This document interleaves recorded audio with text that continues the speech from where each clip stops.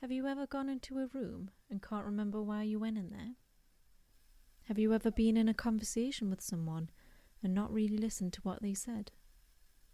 These are examples of being on autopilot.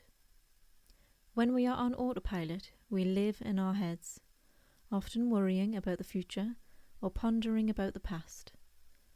Research shows that we spend approximately 47% of our time on autopilot, meaning that we are only present for 53% of our lives. Mindfulness is a way of being in the present moment.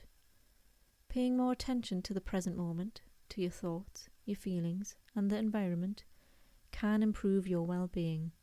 Mindfulness will not stop emotions or thoughts, but it can help us cope with them. When we push feelings and thoughts to one side, they often come back worse or explode. We need to acknowledge them in a non-judgmental way and learn to cope with them. Think of attention like a puppy. It runs around aimlessly and is easily distracted. It can make a mess. It brings you things you didn't ask for. It doesn't stay where you want it to and can fall asleep easily. Just like a puppy, we have to train our attention.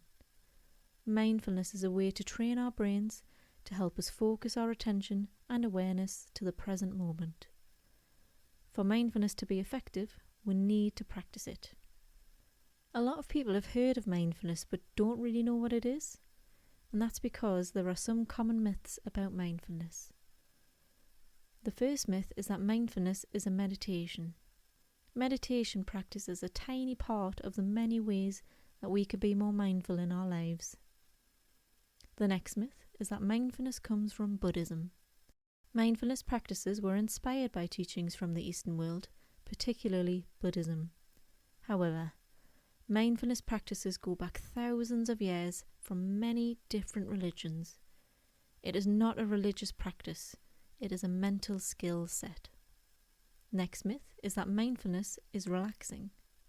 Mindfulness can be relaxing, but we can be mindful in very challenging, stressful, or emotional situations.